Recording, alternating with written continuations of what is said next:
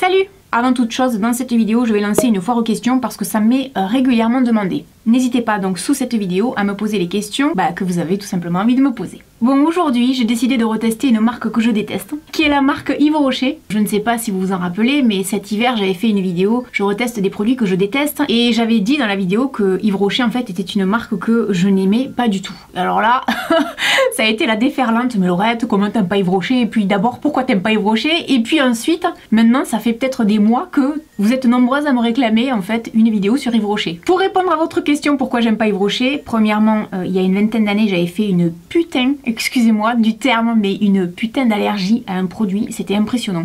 Et ensuite, il y avait un magasin à Perpignan, il y avait une vendeuse qui était juste insupportable, vraiment. Et je me suis dit, les deux combinés, cette marque, je peux plus me la voir, quoi. Et ça fait au moins, peut-être, sans mentir, une bonne vingtaine d'années que j'avais pas testé de produit, si ce n'est le fameux gant dont j'ai parlé il y a quelques mois en vidéo. Et du coup, l'autre jour, il y avait des box à vendre sur Beauté Privée. Je me suis dit, ce que je vais faire, c'est que je vais acheter les 4 qui sont à la vente. Je vais pouvoir tester comme ça des soins pour le visage et pour le corps, et puis également du maquillage. Et puis comme ça, je pourrais vous dire ce que j'en pense. Je suis pas là pour dézinguer Yves Rocher, c'est pas parce que j'aime pas une marque que je vous dis de pas l'acheter. Outre le fait que je suis pas là pour dézinguer la marque, je sais qu'il y a des gens dans les commentaires qui vont me dire ouais mais de toute façon Yves Rocher c'est du greenwashing etc. Effectivement Yves Rocher, comme plein d'autres marques d'ailleurs, pratique ça. Pour les gens qui se demandent ce que c'est exactement le greenwashing, voici la définition que j'ai trouvée sur internet. Le greenwashing consiste pour une entreprise à orienter ses actions marketing et sa communication vers un positionnement écologique. C'est le fait souvent de grandes multinationales qui de par leurs activités polluent excessivement la nature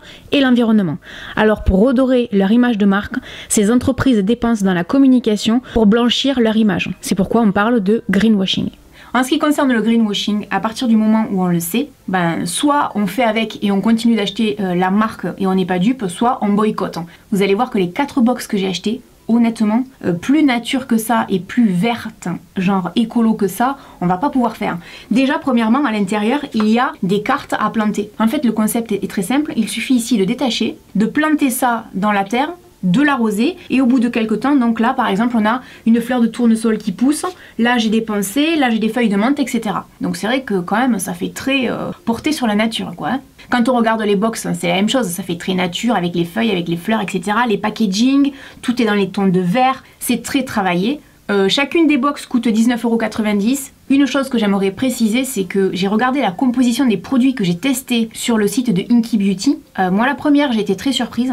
La compo est bien. Et là où moi je les attendais au tournant, c'était en ce qui concerne un shampoing. Parce que si vous me suivez, vous savez que j'ai des problèmes de cuir chevelu et que dorénavant, je bannis tous les shampoings qui contiennent des sulfates. Et malheureusement, dans le commerce, les 3/4 des shampoings contiennent des sulfates. Là, il y avait un shampoing qui avait l'air plutôt pas mal. Je me suis dit, toi mon gars, si tu tiens pas tes promesses, ça va mal se passer. C'est donc une crème lavante délicate, tout type de cheveux. C'est un shampoing non moussant, donc c'est la mode maintenant, le low shampoo, comme on appelle ça. Déjà, si vous êtes comme moi à adorer les shampoings qui moussent sous la douche, là ça mousse pas. Donc j'avais cette impression en fait d'utiliser, vous savez, un soin pour les cheveux et de l'utiliser pour me laver les cheveux en fait. C'était vraiment ça la sensation que j'avais.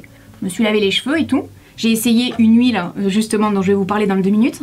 Et puis je suis sortie de la douche, j'ai continué tout ce que j'avais à faire. Et c'est le lendemain que je me suis dit mais attends, j'ai pas fait de soin à mes cheveux, j'ai juste fait un shampoing. Chose que je ne fais jamais. Je fais toujours un shampoing plus un soin ou un masque. Et là, j'ai complètement zappé. Alors avec le recul, maintenant ça fait 3-4 jours que je l'ai utilisé. Mes cheveux sont exactement les mêmes que quand j'utilise un autre shampoing avec un masque pour les cheveux. Ça m'a plutôt bluffé. Et j'ai pas d'irritation au cuir chevelu parce que ça c'est vraiment un gros problème pour moi. Ça sent bon, et une chose que j'ai remarqué, qui est valable d'ailleurs pour beaucoup de leurs produits, c'est qu'en fait, les odeurs ne sont pas fortes. Ça fait très odeur naturelle, j'adore. Ensuite, sous la douche, j'ai testé cette huile de douche relaxante. Elle est à base d'amandes, de fleurs d'oranger. Ça sent un peu le bébé, je trouve. C'est une tuerie sous la douche. Alors là, comment vous dire que j'adore la texture, le fait que ça hydrate la peau, ça laisse la peau douce, ça se rince facilement. J'ai testé ces 2 produits en même temps. Je me suis dit, dis donc, pour quelqu'un qui aime pas Yves Rocher, t'as l'air de plutôt aimer les 2 produits que t'as testés, quoi. Donc ces 2 produits-là, vraiment, j'ai beaucoup aimé, et surtout le shampoing. Alors là, le shampoing, je m'y attendais pas, mais vraiment pas du tout. Ensuite, j'ai testé le gommage à mixer. Ça, c'est le genre de produit que j'adore. Si vous me suivez, vous savez que j'adore celui de chez Sephora qui coûte moins cher, et d'ailleurs, il y en a plus. Je trouve que c'est génial ce genre de produit parce qu'on le mélange, en fait, aux soins qu'on a envie d'utiliser pour faire un gommage au visage. Je trouve qu'il est mieux que le Sephora. Ouais, je sais, vous allez vous dire, Laurette, t'es sûre que tu détestes la marque? Je préfère celui-là en fait à celui de Sephora parce qu'il est plus concentré en ingrédients pour exfolier la peau. Maintenant, il est plus cher et il y en a moins. Alors ensuite, j'ai testé le fameux Elixir Jeunesse. Si j'avais un reproche à faire à Yves Rocher là, c'est que ça c'est en fait un échantillon. Bon, un échantillon, je trouve que c'est un peu abusé. Maintenant, il y a de quoi faire plusieurs masques, hein, mais bon... Voilà quoi, si j'avais une critique à faire, elle serait là. Franchement, ce masque, il me fait penser à mon masque chouchou du moment, qui est le masque de chez Sentifolia. Et là, je sens que dans les commentaires, il y a des gens qui vont me dire « Non, Laurette, c'est pas vrai, on te croit pas, t'es sponsorisée par Yves Rocher. » Je vous jure que non, je vous promets que non. Du fond du cœur, je vous jure que non, pas du tout. En fait, j'adore parce que j'aime ce genre de masque. C'est-à-dire que c'est un masque, la texture est juste...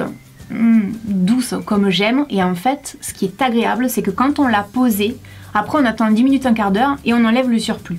Et ce que je fais moi avec celui de Sentifolia, pas celui de Yves Rocher, c'est qu'en général je le fais le soir, je fais un gommage avant et je le laisse comme ça poser jusqu'au lendemain sans mettre de soin. Et le lendemain matin j'ai une peau, c'est au taquet. Je suis tellement habituée à celui de chez Sentifolia que j'aime d'amour que je le remplacerai pas par ça. Mais honnêtement, il est vachement bien. Ensuite, j'ai testé donc le gel crème hydratation non-stop 48 heures. Alors ça m'a fait penser à une crème de chez Lancôme. Lancôme, c'est exactement la même texture. Sauf que Lancôme, on est sur 80 € le pot et là, on est sur du 15 €. Et l'autre différence aussi, c'est que Lancôme, la compo, elle est 1-1. Alors que celle-là, la compo, elle est beaucoup mieux quoi. J'aime bien l'odeur, j'aime bien la texture, elle pénètre facilement, elle laisse pas de fini gras. On sent que vraiment ça fait le job quoi. Si j'avais dû aller dans leur magasin pour acheter les produits, je peux vous dire une chose, c'est que ça, j'aurais jamais acheté. Et pour finir, j'ai testé donc une huile végétale relaxante à la fleur d'oranger, lavande et petits grains. Alors par contre, on sent uniquement la fleur d'oranger. Quand je sens ce produit, j'ai l'impression que je vais manger des crêpes. Parce que pour la chandeleur, ma maman me fait toujours des crêpes à la fleur d'oranger parce que j'adore ça. J'ai vraiment l'impression d'aller manger des crêpes. Ça, c'est bien. Maintenant, faites attention parce que ça, à mon sens, c'est vraiment pas le genre d'huile qu'on va utiliser pour ensuite aller s'habiller et sortir. Non, parce que ça laisse vraiment un film gras sur la peau. Ensuite, il y avait un parfum. Alors là, pour moi, c'est le premier flop de Yves Rocher. J'aime pas du tout. Bon, après, c'est très personnel les parfums. On aime, on n'aime pas. Je l'ai utilisé une fois, donc c'est pas mon style. Maintenant, je vais vous parler du maquillage.